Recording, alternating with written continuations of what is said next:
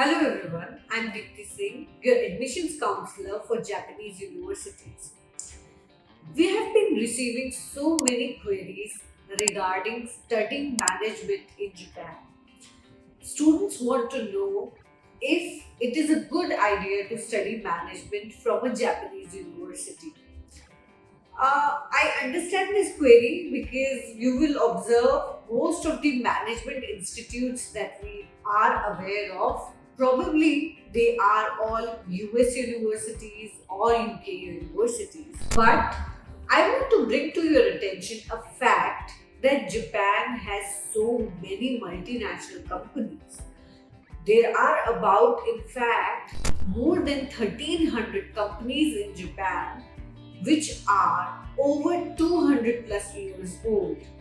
When we look at this data tells us that Japan has the most number of oldest companies in the world. And to have successfully run these companies for so many decades, centuries, I must say, 200 years, as I said. So, in order to do that, of course, what it takes is very efficient management practices. So, we are going to do few series of videos from here, which will cover some of the management concepts that this world has borrowed from Japan.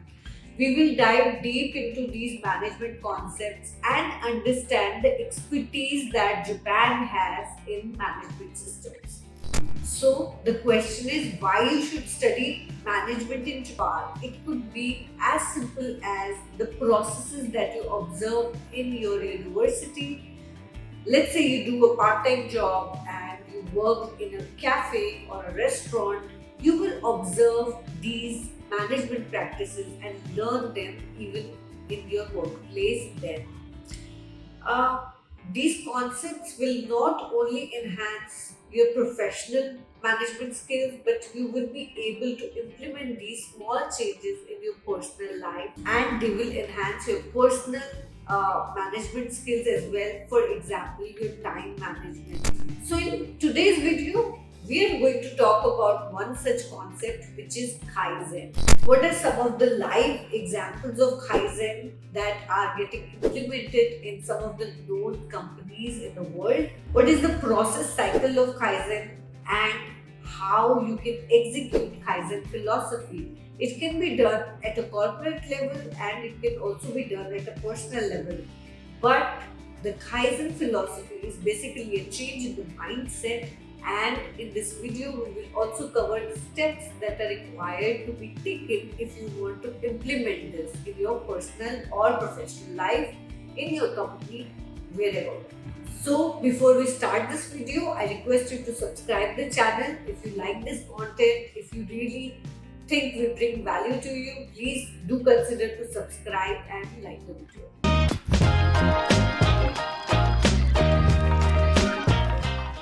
Alright, so starting with the concept Kaizen. Basically, when you look at the word Kaizen, you will understand that it means Kai here means change or amendment, and the other kanji, which is Zen, it means good.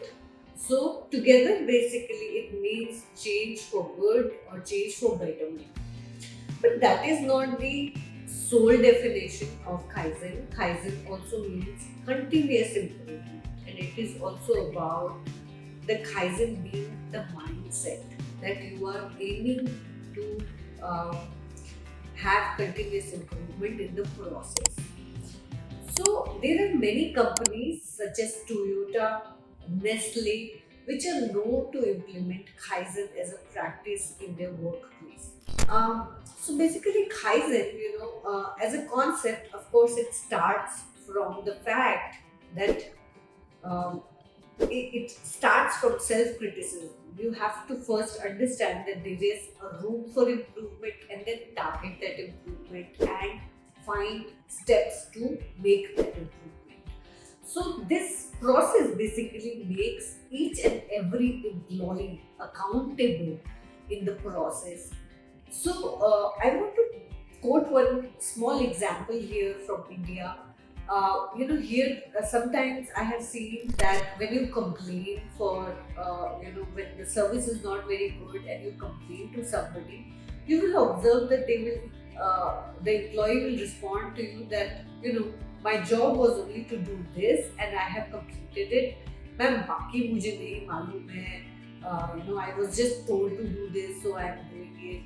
They will not know the entire process, and they will not take responsibility for the bad experience that a customer has, basically stating that his responsibility is only this much, and he is not accountable for the entire process. And this you will observe every day possibly in your life here. But I have never seen it in Japan. I have always, if you complain about service, which probably will never happen, but you will observe that every employee feels accountable for exceptional service that should be provided to the customer. They feel like they are a part of the process, and it is as much their responsibility as it is of other teams or the management to provide that quality service. We oftentimes, not just in India but other parts of the world, we see this feeling missing. So basically, if we include employee feedback in the process, then only we can make them accountable also. So responsibility and accountability, goes hand in hand, and we will see that how in Toyota, Toyota as an example, we have done another video here where we spoke about Toyota particularly. That in Toyota, if an employee identifies a problem in the manufacturing process, they can stop the production and they can suggest improvement immediately, and it is taken up at the team level to improvise in that process. So when you do that, when you give that kind of responsibility to an employee and authority to an employee, definitely they also feel like they are a part of an organization and they can suggest improvements, and definitely in the long run you will see that in such an organization there are continuous improvements, and loyalty of employees is definitely another benefit that you can see as an organization. So anyhow, some process cycle of this Kaizen that I want to tell you about. So basically there are 4 steps: plan, do, check, act. In short, it is also known as PDCA. So just to elaborate, basically plan means you plan your objectives and goals and make improvements. Do, you put actions in place which is required for the improvement. Check, you measure your success relative to the baseline. And also act, identify the changes that are required. This process helps you initiate Kaizen, the start of delivering small improvements. And establishing this process of Kaizen itself is a continuous process. So this Kaizen philosophy, it is basically a root level development of the appropriate mindset. So this Kaizen comes from a mindset philosophy, and 10 principles in short that will help you to bring this change. Principle 1 is abandoning preconceptions. So we often look at a process and we assume this is the best process, and we have to basically get rid of that preconception, and you have to be open to new ideas and improvements. Second is taking initiatives in problem solving. Third is to reject the status quo, the current order, and adopt changes. Embracing a mindset of iterative. Iterative means continuous, repeating the task till the process is better and achieving perfection. Viewing mistakes as opportunity for solutions. So you have to change the outlook from viewing the mistakes as failure. So basically, you have to look at mistakes as if they are an opportunity to improve the entire process. Sixth is to create inclusive environment. So, creating an environment where employees feel like they are a part of the system and they feel empowered and valued.